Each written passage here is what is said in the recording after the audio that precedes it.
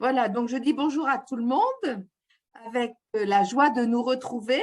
Notre caravane a- est en route et a mission de cultiver la joie, cette joie pascale qui crépite du feu.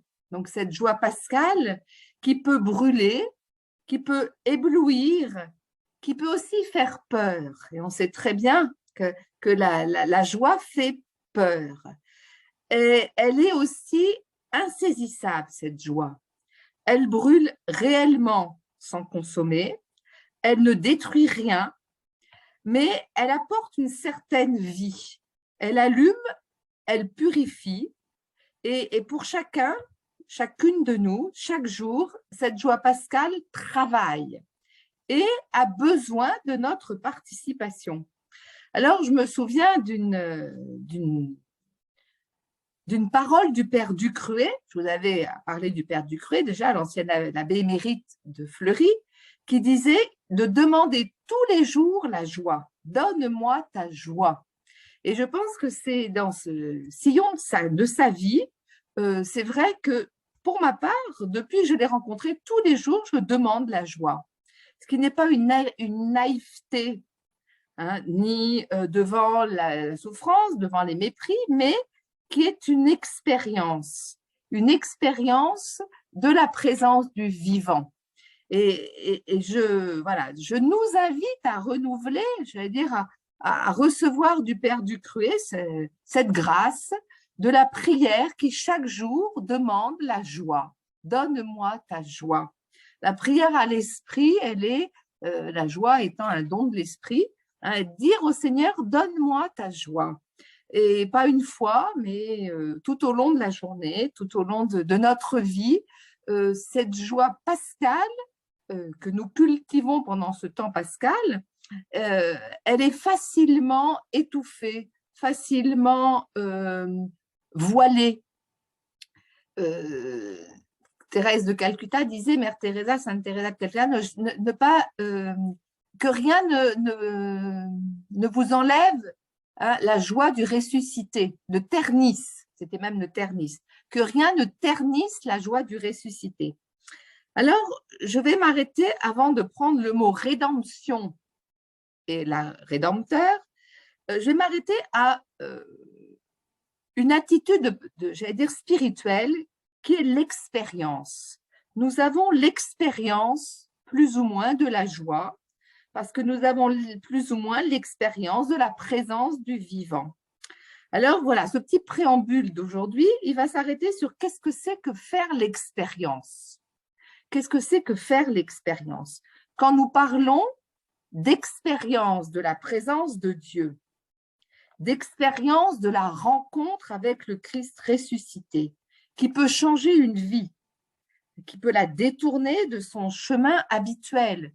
Demain, on va avoir la journée du bon pasteur, c'est quand même la journée des vocations. Donc, dans ma propre vie, un jour, j'ai peut-être été appelée. J'ai fait l'expérience d'une parole qui m'a profondément transformée. Donc, voilà. Et ça vaut le coup de se dire, mais qu'est-ce que c'est que cette expérience? Cette expérience qui est unique pour chacun et qui s'exprime de manière différente. Un jour, on peut avoir fait l'expérience de la lumière, un autre jour l'expérience des ténèbres, un autre jour l'expérience, voilà, de telle ou telle dynamique, de telle ou telle motion de l'esprit. Comment ne pas nous laisser d'abord voler notre expérience et comment pouvoir en rendre compte et en vivre. Voilà, donc l'expérience de la présence de Dieu. Alors, je suis allée chercher quelques personnages bibliques pour en donner quelques caractéristiques avant qu'on s'approche de l'expérience du vivant. Là, Adam, vous voyez le premier, Adam, il fait l'expérience de Dieu comment?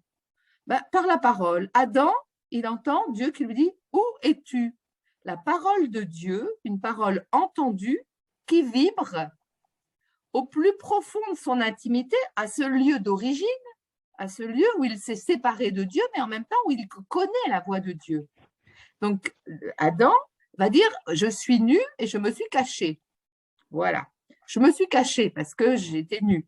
Donc, Adam entend, reconnaît Et donc, Adam fait l'expérience de la parole de Dieu. Et de cette expérience, va pouvoir, j'allais dire, être en relation avec Dieu. Donc, c'est la parole. Dieu parle et toute la tradition va nous révéler ce Dieu qui parle. Après, Moïse fait une autre expérience. Moïse voit le buisson ardent. Voilà. Donc, Moïse voit le buisson ardent et en voyant le buisson ardent, Moïse se détourne, se déchausse, fait un détour et a une parole. Donc, vision, parole. Jérémie a une parole de Dieu qui l'appelle. Dieu parle. Donc, Dieu qui est créateur se montre, se révèle à la fois dans sa créature, et tout le monde désire voir Dieu, mais d'abord dans sa parole. On entend une parole. Dieu dit, il va dire à Moïse, mais on ne peut pas me voir face à face sans mourir. On ne peut me voir que de dos. Donc, cette expérience de Dieu, elle est forcément incomplète. Elle est incomplète. On voit, on fait l'expérience de Dieu de dos. Dieu se montre de dos jusqu'à Jésus-Christ. Jusqu'à Jésus-Christ où Jésus vient et nous dit, qui me voit, voit le Père.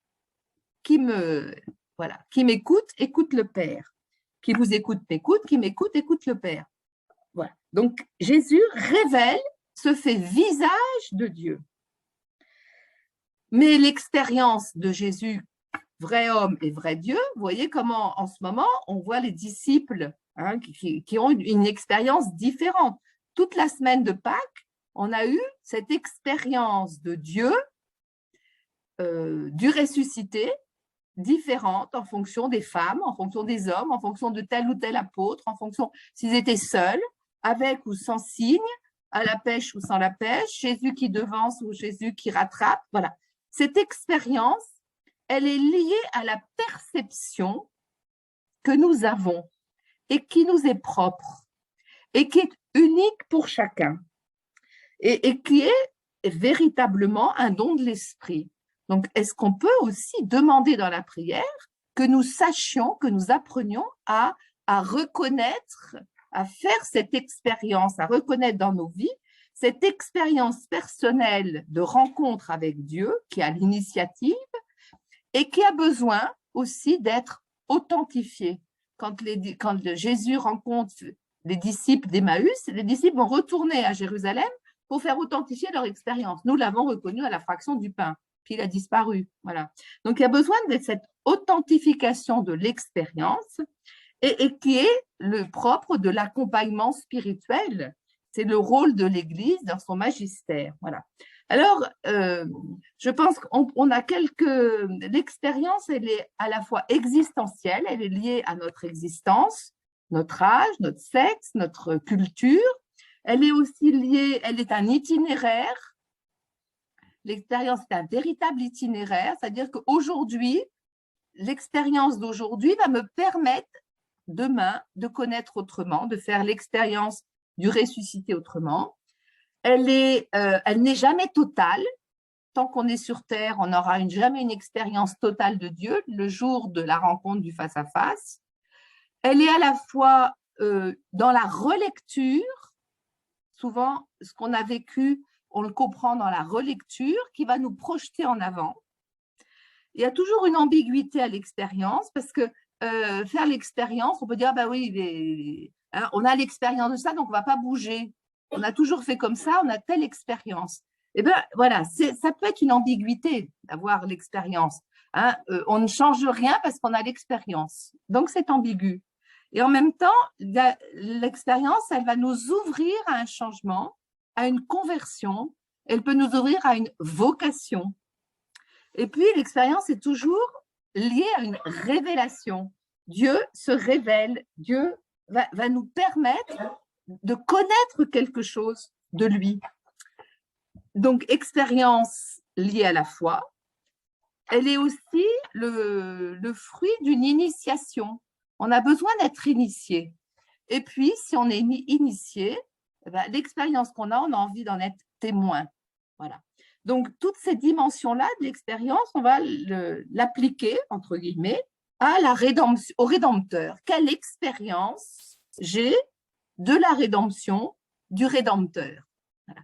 Puisqu'on avait vu la semaine, il y a 15 jours, le ressuscité, résurrection ressuscité, et on avait dit, tiens, ce mot de rédemption, ce nom de Rédempteur, on l'entend pas mal dans la liturgie.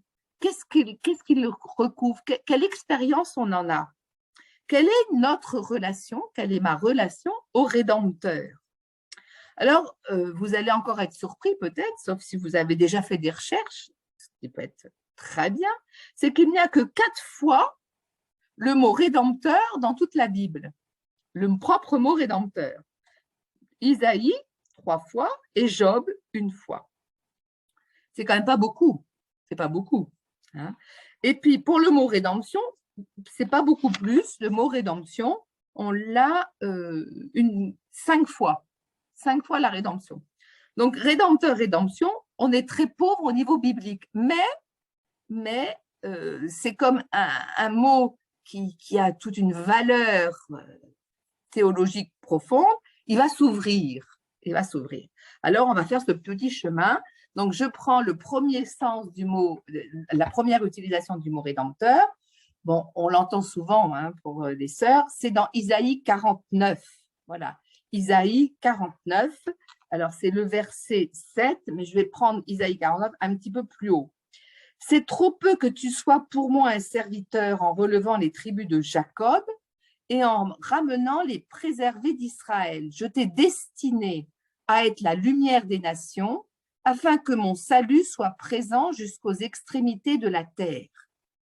Ainsi parle le Seigneur, le Rédempteur et le Saint d'Israël, à celui dont la personne est méprisée et que le monde regarde comme un être abject, à l'esclave des despotes, des rois verront et se lèveront, des princes aussi, ils se prosterneront, par égard pour le Seigneur qui est fidèle, pour le Saint d'Israël qui t'a choisi.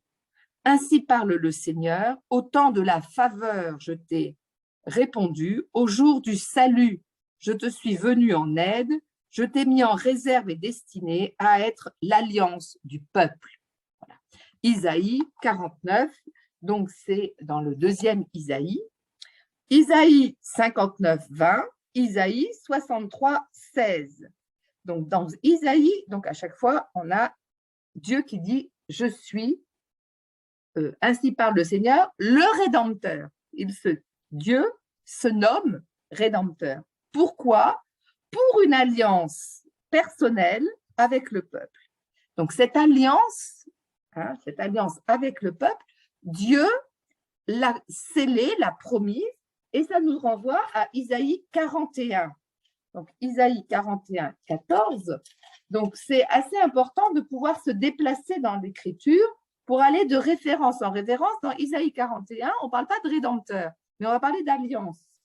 Et donc, il va dire, ne crains pas Jacob, à présent vermine, Israël, à présent cadavre, c'est moi qui t'aide, oracle du Seigneur, celui qui te rachète, c'est le Saint d'Israël.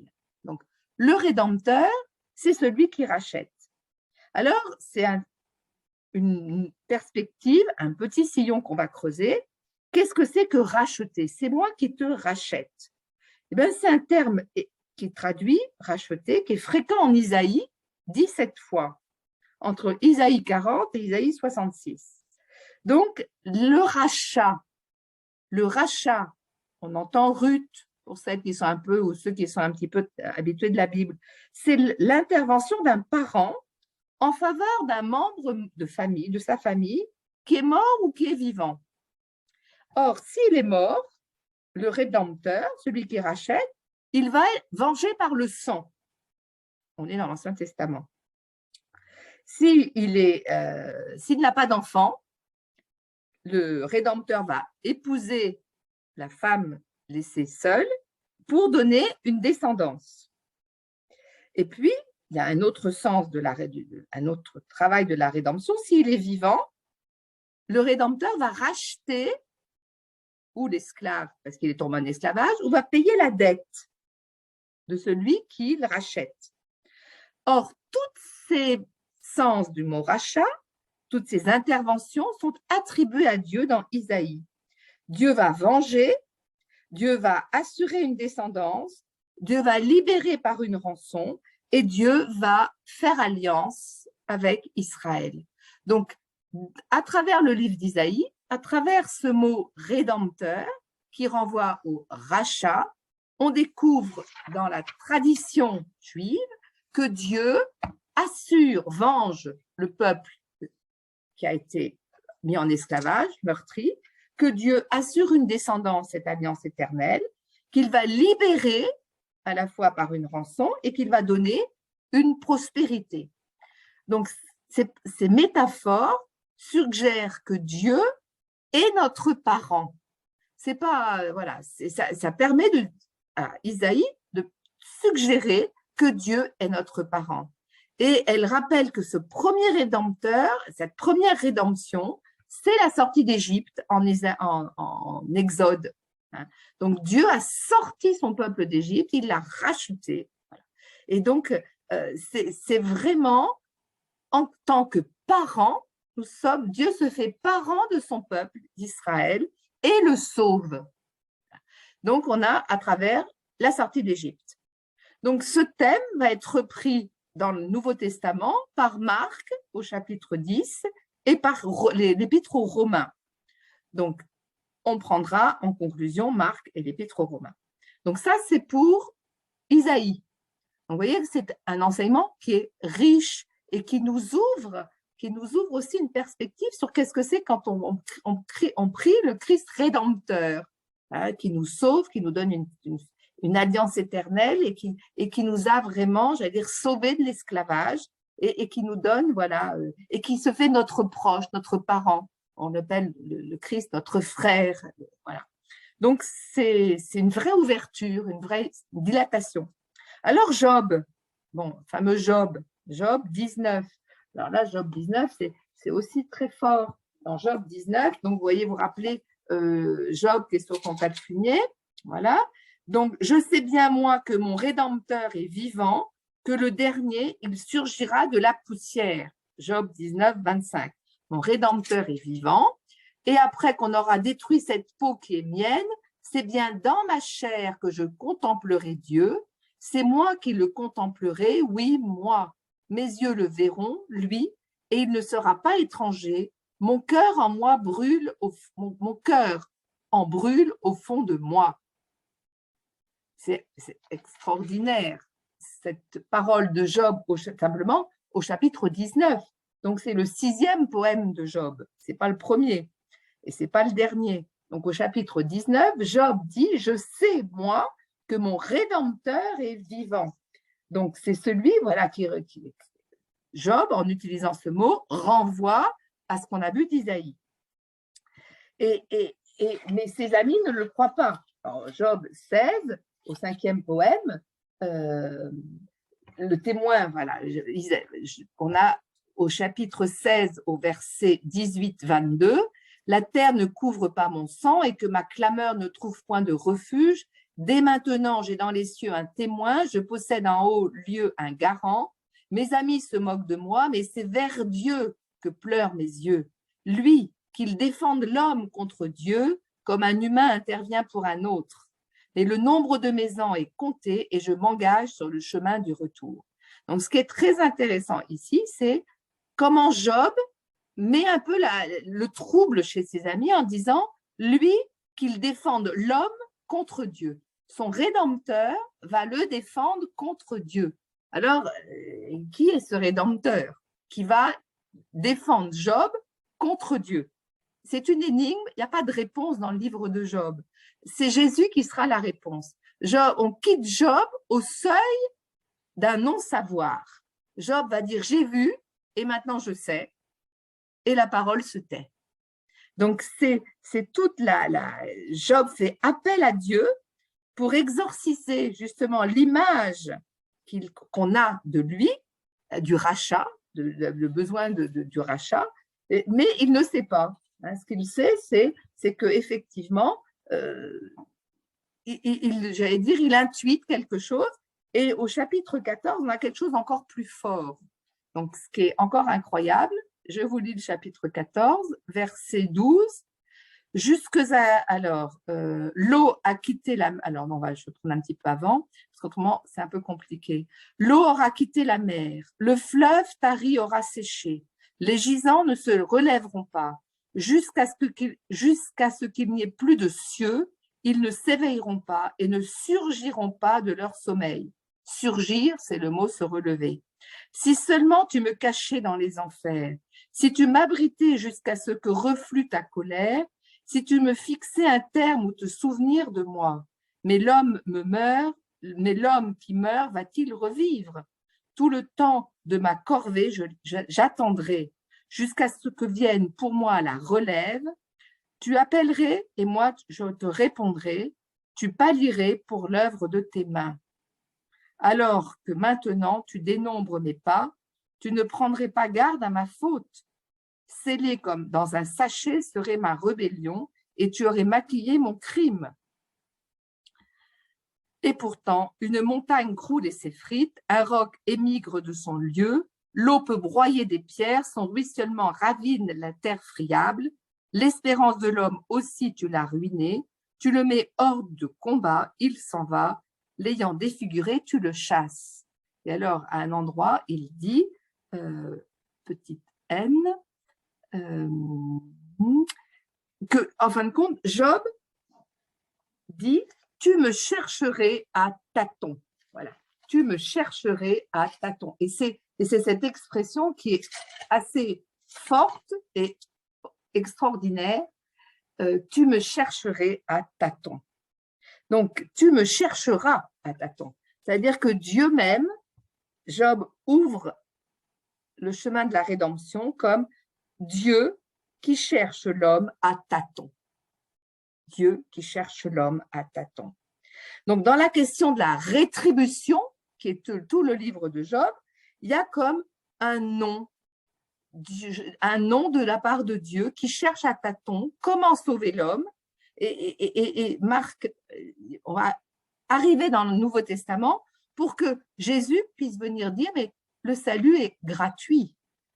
Donc, Jésus va venir apporter la vie éternelle donnée gratuitement, sans rétribution. Sans rétribution. Donc, le rapport entre la rédemption, le Rédempteur et la rétribution, on verra ça dans 15 jours.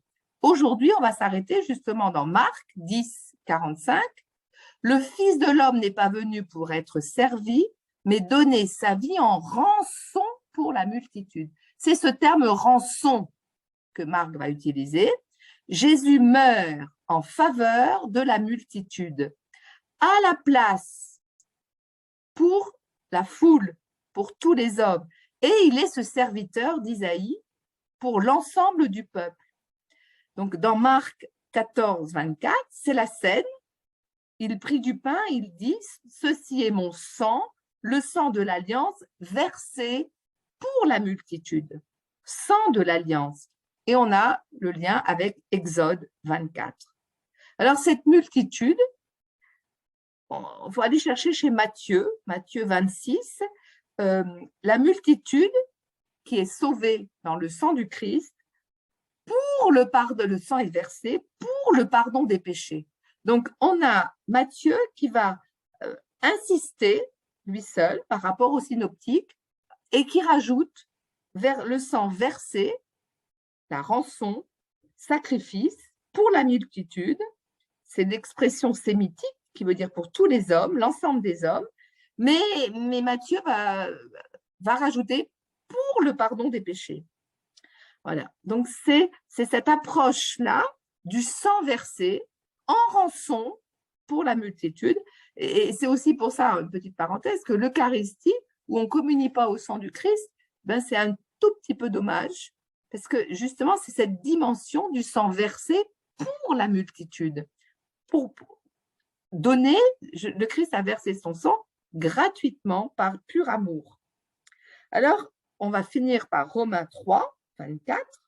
L'universalité de la désobéissance conduit à l'universalité du salut. La justice est reçue par la foi. Alors, je vous inviterai, si vous voulez bien, à lire en entier le chapitre 3 de l'Épître aux Romains. C'est une épître un peu compliquée, mais qui permet de comprendre justement qui est notre Rédempteur. Qui est notre Rédempteur et qu'est-ce que c'est que le salut par la foi. Donc, et cette universalité de la désobéissance conduit à la justice reçue par la foi. Donc voilà, verset 21. Maintenant, indépendamment de la loi, la justice de Dieu a été manifestée. La loi et les prophètes lui rendent témoignage. C'est la justice de Dieu par la foi en Jésus-Christ pour tous ceux qui croient, car il n'y a pas de différence. Tous sont péchés, sont privés de la gloire de Dieu, mais sont gratuitement justifiés par sa grâce en vertu de la délivrance accomplie en Jésus-Christ. Nous estimons en effet que l'homme est justifié par la foi, indépendamment des œuvres de la loi. Voilà. Donc, tous les hommes, par leur péché, sont privés de la gloire de Dieu. Mais elle est communiquée aux croyants par Jésus-Christ. Jésus-Christ, Rédempteur, celui qui sauve, celui qui remet dans cette alliance éternelle et qui l'a accompli une fois pour toutes. Voilà, donc la rédemption nous fait passer de la justification à la réception au salut gratuit reçu par la foi. Donc, cultiver notre joie, c'est vraiment entrer dans l'accueil gratuit de ce salut que Dieu nous offre à travers le Christ Rédempteur. Donc, il y a un passage, voilà, ce passage clé de la rédemption, de la justification, de la rétribution à la justification, à la rédemption. Alors, on va faire le chemin un peu inverse, c'est qu'aujourd'hui, j'ai parlé de la rédemption, et dans 15 jours, je parlerai de la justification. C'est important de comprendre ce que ça veut dire d'être justifié par la foi. Et c'est ça vraiment aussi un des fruits de la résurrection et de notre joie, c'est que nous sommes justifiés par la foi. Mais je vais m'arrêter là en vous posant une petite question pour que vous puissiez vous retrouver dans deux groupes. Quelle est l'expérience du Christ Rédempteur que j'ai? Ce mot « expérience », est-ce qu'il a une résonance? Et ce mot « rédempteur », qui est lié à la libération, au rachat, au salut, à l'affranchissement, à la délivrance, à l'émancipation, à la fécondité. Voilà. Comment est-ce qu'on peut partager là-dessus maintenant?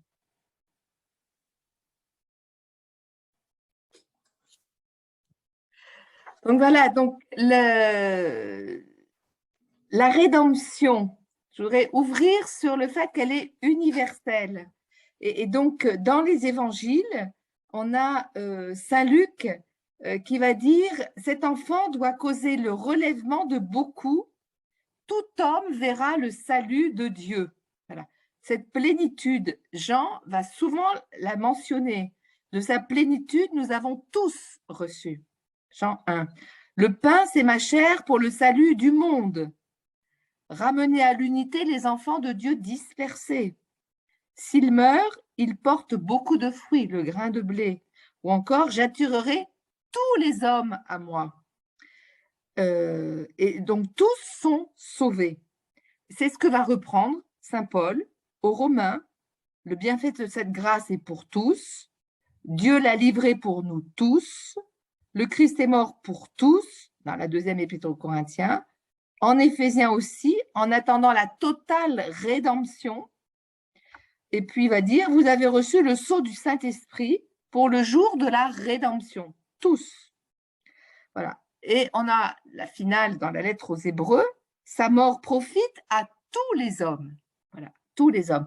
Donc là, on peut se dire, c'est une ouverture, cette rédemption, elle est annoncée pour être universelle. Donc, comment participons-nous à cette rédemption que nous recevons comme un don gratuit et à cette construction, si je peux dire, de l'universalité. Et cette construction de l'universalité, elle pose question. Elle pose question. Est-ce que tous les hommes sont sauvés? Et est-ce qu'il n'y a pas quand même quelque part en nous encore un petit peu la justification par la foi? Ce que j'ai fait, moi, je ne l'ai pas fait comme l'autre a fait. Moi, je mérite, hein, mérite, justification, salut pour tous. Alors, je vous donne rendez-vous la semaine prochaine pour le salut pour tous. En attendant, je vous propose, cette semaine, on a eu, avant la prière finale, on a lu dans le journal La Croix un livre qui vient de sortir, L'art de la prière. 50 méthodes éprouvées pour faire l'expérience de Dieu, de Xavier Accard, aux éditions Les Manuels, 480 pages. Ça a l'air d'être assez intéressant, donc je vous le conseille. Il vient de sortir, L'art inattendu de la prière. Voilà. Donc, je donne la parole à Sophie.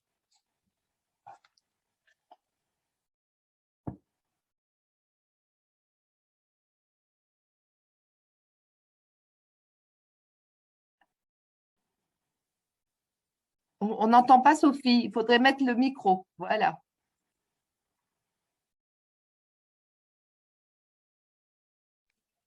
C'est bon. Excuse-moi. Ceci est une prière au Saint-Esprit du cardinal Verdier. Amour du Père et du Fils, inspirez-moi toujours ce que je dois penser, ce que je dois dire, comment je dois le dire, ce que je dois taire, ce que je dois écrire, comment je dois agir et ce que je dois faire pour procurer votre gloire, le bien des âmes et ma propre sanctification. Amen. Amen. Cardinal Verdier.